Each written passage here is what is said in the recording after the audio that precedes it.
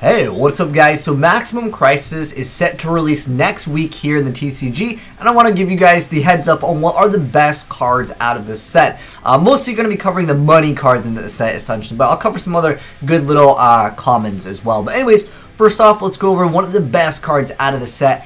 Ash, Blossom, and Joyous Spring. Pretty much every meta player is going to have 3 of these side decked or even main decking 3 copies. A lot of OCG players just maxing out on these, and this is a really good card. I'll also give you guys a quick little explanation of the effect. I feel like I could probably make a video just talking about how good this card is. But anyways, during either player turn, when a card effect is activated that includes any of these effects, so anytime that they would add a card from their deck, special summon from the deck, or send a card from the deck to the graveyard. So really good card. There's so many cards that get completely wrecked by this. Plus it's a zombie and it's a tuner. So people might want to be using this just to synchro up in the deck sometimes. Next up, this one is Tornado Dragon. This basically replaces Diamond Direwolf. Oh, by the way, I guess I'll give you guys some like the heads up on some of these prices. At the moment, the pre-orders for this is like $100. Tornado Dragon is sitting about 50 bucks right now. Keep in mind that these are like pre-sale prices, so obviously these can fluctuate, but I'll just give you guys kind of like a general guideline for some of you guys. But keep in mind, these prices obviously will change. If you're watching this like a couple weeks later, things can change really fast in Yu-Gi-Oh! But anyways, Tornado Dragon, 2 level 4 monsters. It's once per turn. During either player's turn, you detach a material from this card, and then target a spell trap card in the field, destroy it. Really decent card. Definitely can be used in a lot of different decks, and it's generic, but it's got decent stats. Definitely a staple for most rank 4 decks. Anyways, next up we have Masterpiece, the True Draco Slaying King. This is like 40-ish bucks right now, but it is the True Draco Slaying King that's the light one. And this is also a secret rare, by the way. All these are secret rares.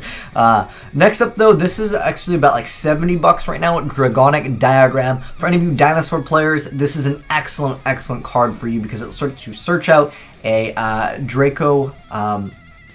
In addition to that, you're able to pop your baby Cerosaurus and the Pterodon.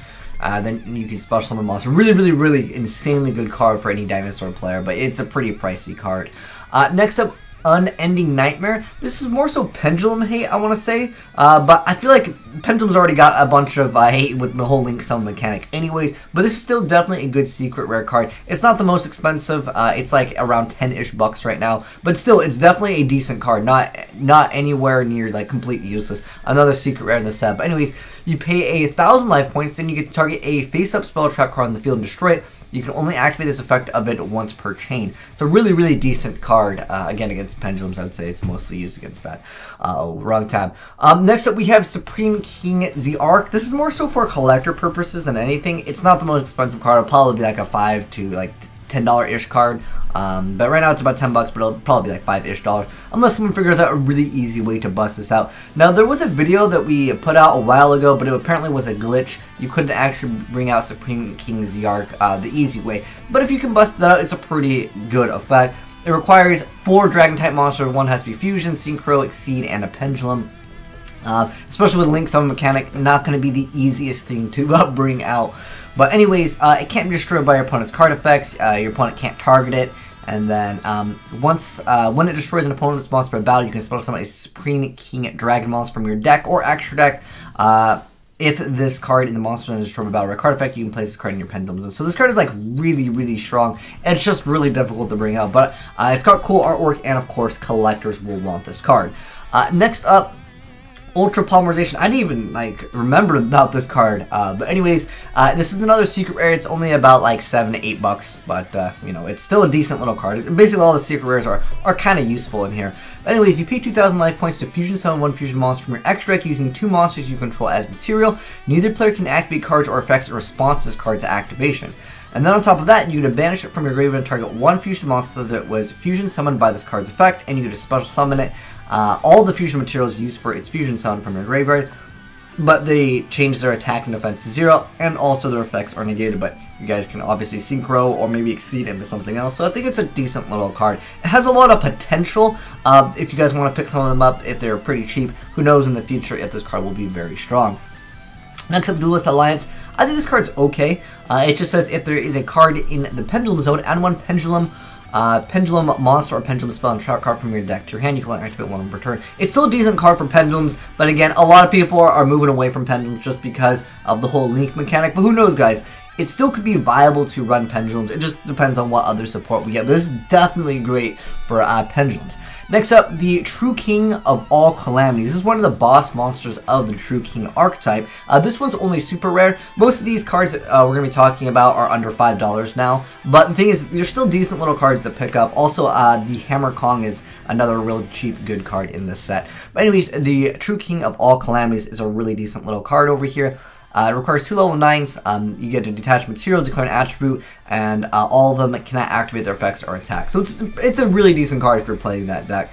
Next up, the Phantom Knights of Cursed Javelin coming out in this set. It's a really good card. It is a generic rank 2. It lets you detach a material, negate something's attack, and also change its attack to 0.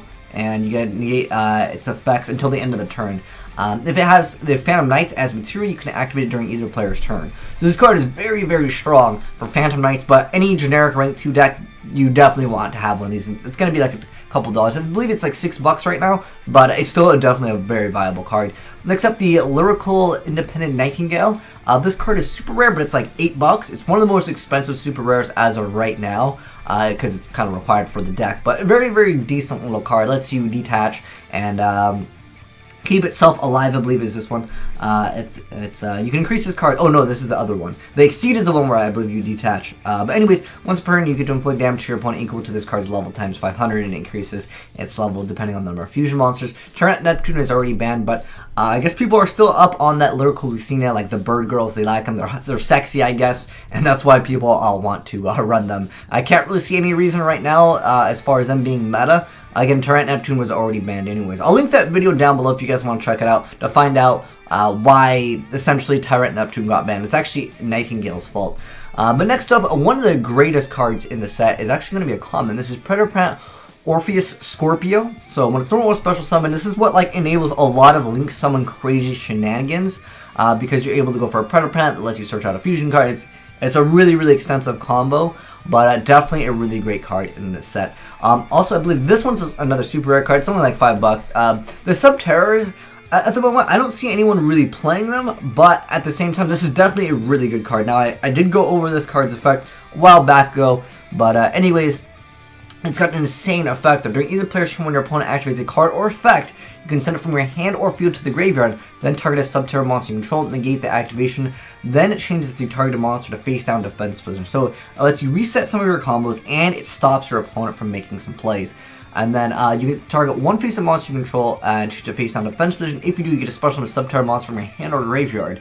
And face up or face down defense position, you can use each effect for one of them. But this is one of the best Sub-Terror cards. Like, this is what gives that deck a lot of potential. So if you guys get these, or if they're relatively cheap, you guys maybe want to pick them up just in case Sub-Terrors get meta. This card will definitely be ran at 3 if Sub-Terrors become a very strong deck. But as of right now, I don't see Sub-Terrors being super, super meta. But again, if they get some other support, this card could be easily a very expensive card in the future. I mean, heck, even though it's a super rare, you know, we've had super rares in the game that go like $50. But anyways, guys, those are the best cards in the entire Maximum Crisis set. Mostly we covered the higher rarity stuff, but there were a few good commons that I wanted to mention as well. Also, Hammer Kong's in here, and he's a pretty decent little card. But if you guys felt like I missed out on any cards, or if you guys want to check out the full list, I'll leave it down below in the description box.